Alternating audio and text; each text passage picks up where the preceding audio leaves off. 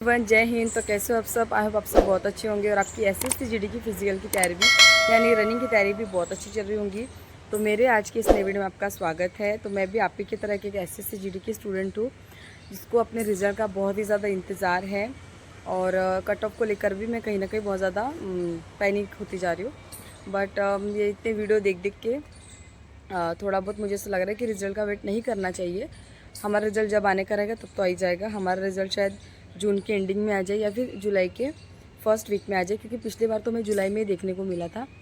तो हमारा जुलाई में आ जाए, जुलाई के आगे तो नहीं जाएगा, बस लास्ट हमें जुलाई तक ही वेट करना पड़ेगा या फिर हमारा 1-2 दिन में भी रिज़ल्ट आ सकता है। कहीं ना कहीं वो अभी मेल वाला जो इशू था वो कहीं ना कहीं भी क्लैरिफिकेशन उनका हो गया होगा, तो हमारा रिज़ल्ट अब शायद आ सकता है। बट अभी जो वेटिंग लिस्ट के बारे में हमें कहीं ना कहीं सुनने को मिल रहा है वो हमें बहुत ज़्यादा इससे प्रॉफिट होने वाला है।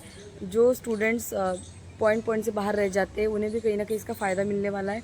और जो बहुत सारे स्टूडेंट ऐसे हैं कि वो सिलेक्ट हो ही जाते हैं, एसएसएफ हो चाहे, हाँ एसएसएफ वाली इसमें तो कोई अपनी छोड़ता नहीं है, बट सीआरपीएफ हो गया, बीएसएफ हो गया, वो अपनी उनको जॉब लग जाती बट वो ज्वाइन नहीं करते।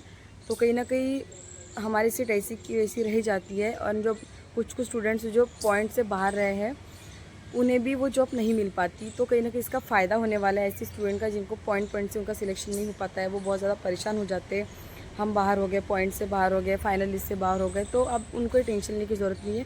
बस अगर ये एसएससी का बस एक बार हमें नोटिफिकेशन आ गया कि चलो ऐसा ऐसा है, तो फिर टेंशन अब बट अभी बस बोला जा रहा है ऐसा हो सकता है, बट पॉसिबिलिटीज़ है 99% की ऐसा हो जाए और होना भी चाहिए, क्योंकि बहुत सारे स्टूडेंट्स से बहुत ज़्यादा मेहनत करते हैं। कहीं ना कहीं इतनी मेहनत करने के बाद भी उन्हें एक बीएसएफ जैसी नौकरी भी नहीं मिल पाती है, तो बच्चा बहुत ज़्यादा परेशान होता है इस वजह से। और जो सीजे लेवल के स्टूडेंट्स हैं जो बाकी अच्छी तैयारी कर रहे हैं, अच्छी ग्रेजुएशन लेवल की तैयारी कर रहे हैं, उनको अगर एसएसएफ मिल जाती तो वो ज्वाइन कर ही लेते। बट बाकी जो है बीएसएफ हो गई, सीआरपीएफ हो गई, आईटीबीपी हो गई, तो मोस्ट ऑफ द स्टूडेंट ये सोचते कि बहुत ज़्यादा हार्ड वर्क रहने वाला है, उसकी वजह से वो ज्वाइन नहीं कर पाते।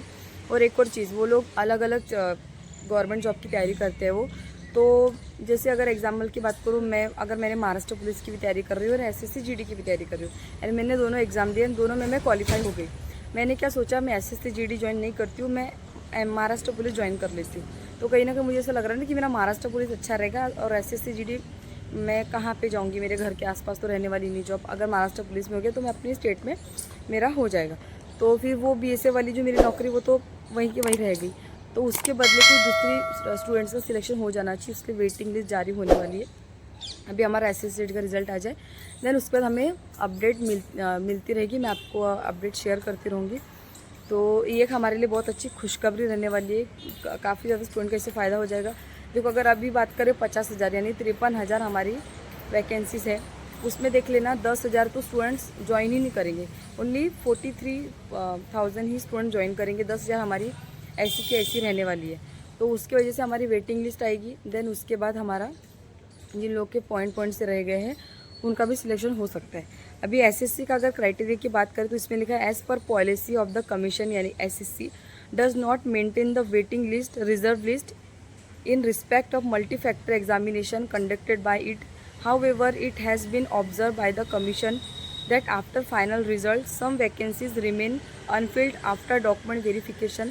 Therefore, in an endeavor to fill all the notice vacancies to maximum, the Commission is contemplating to introduce a scheme for single round of post allotment sliding seeking to fill up unfilled vacancies।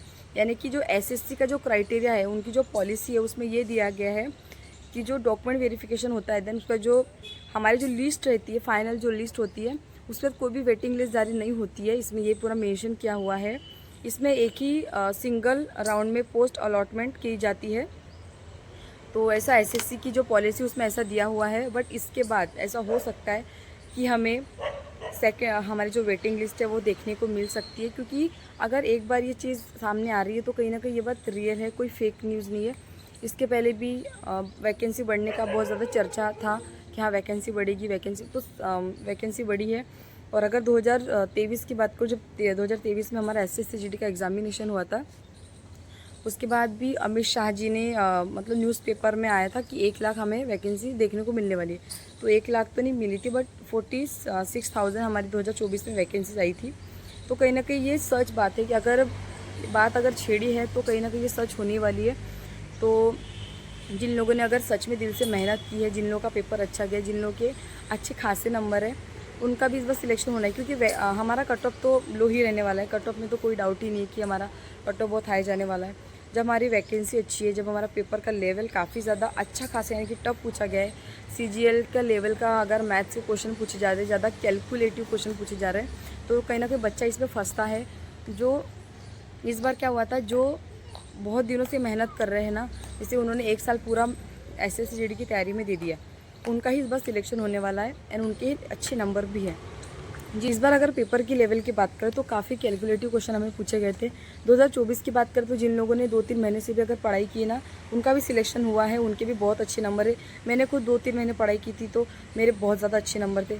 इस बार मैंने अच्छी थोड़ी बहुत पढ़ाई कर ली तो मेरे number ही कम आ गए। नंबर का मतलब पिछले बार से मेरे 8-9 नंबर ज़्यादा है, बट फिर भी मुझे ऐसा लगता है कि मेरा नंबर काफ़ी ज़्यादा कम है। महाराष्ट्र के हिसाब से बात करें तो मेरे अच्छे नंबर है, उतने भी कम नहीं है। और महाराष्ट्र के अगर ग्रुप की बात करें तो उस पर ग्रुप में भी बहुत ही कम स्टूडेंट है जिनके अच्छे नंबर है। सभी लोग तो ये बोल रहे हैं बॉयज़ का 105 पे कट ऑफ चले जाएगा, कोई बोल रहा है 110 पे चले जाएगा, कोई बोलता 100 पे ही चले जाएगा। तो किसी की बातों पे मैं तो यकीन करती नहीं हूँ। मैं जब तक फाइनल लिस्ट देखती नहीं हूँ ना, यानी फिजिकल लिस्ट, मेरिट लिस्ट, तब तक मुझे यकीन नहीं होता कट ऑफ के बारे में। तो लेकिन देखो, हम अंदाज़ा ही लगा सकते, अंकित भाटी सर भी अंदाज़ा लगा सकते एंड दुनिया का कोई भी जो सर होगा ना, वो अंदाज़ा ही लगा सकता है। दिक्कत ये है कि बस अंदाज़ा जिसका सही हो जाए वो सबसे अच्छा है, ऐसा होता है। तो देखो अगर हम रिज़ल्ट की बात करें तो जो हमारा रिज़ल्ट है SSC GD का, वो जुलाई के फर्स्ट वीक तक आ जाए। होपफुली 1 जुलाई को हमारा रिज़ल्ट आ जाए, और अगर नहीं आया तो फिर उसके बाद में हम उम्मीदें लगा सकते कि हमारा रिज़ल्ट आ जाए। और अगर नहीं आए तो मतलब अगर जुलाई में नहीं आया तो जून में तो आना ही है। जून के लास्ट तक आ जाएगा, या फिर अभी जून के लास्ट तक चल के देखो एंड जुलाई के फर्स्ट वीक तक हमारा रिजल्ट आ सकता है। कट ऑफ की बात करें तो इस बार कम लोगों ने एग्ज़ाम दिया है। देखो, काफ़ी कम लोगों का एग्ज़ाम देने का एक सबसे बड़ा रीज़न ये है कि 2024 में जब हमारा एग्ज़ामिनेशन हुआ था तो बहुत ज़्यादा इजी पेपर रहता है एंड बहुत ज़्यादा कट ऑफ लग गया था। तो काफ़ी जो स्टूडेंट्स उनके माइंड में ये चलता है कि SSC GD का जो कट ऑफ है वो काफ़ी ज़्यादा जा रहा है, तो हम अब SSC GD की तैयारी नहीं करेंगे, हम अब दूसरी तैयारी करेंगे, हम स्टेट की तैयारी करेंगे। तो इसलिए भी लोग SSC GD का एग्ज़ाम नहीं देते हैं। इस बार नहीं दिया था उन लोगों ने।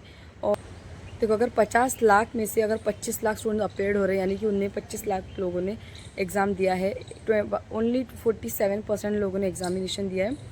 तो कहीं ना कहीं इससे एग्ज़ामिनेशन पे बहुत ज़्यादा असर पड़ता है। और पेपर का लेवल काफ़ी ज़्यादा टफ था 2024 से, उसके से हमारा कट ऑफ कम ही रहा है। और देखो, सबसे अच्छी बात है कि हमारी वैकेंसी बढ़ गई है। जब वैकेंसी नहीं बढ़ी थी तब मुझे ऐसा लग रहा था कि वैकेंसी कम है, मेरा सिलेक्शन नहीं होगा, मुझे ऐसा लग रहा था। और अब वैकेंसी बढ़ गई तो अब मुझे फिर से लग रहा है मेरा सिलेक्शन नहीं होगा।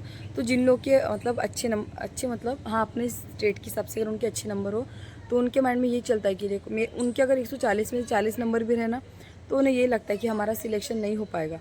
तो ऐसा सबको डर लगता है, ऐसा नहीं है कि मुझे डर लग रहा है, सबको लगता है। तो मैं आपको बता दिया है। अब खुशखबरी वाली बात है, वेटिंग लिस्ट हमारी अब आ सकती है SSC GD की।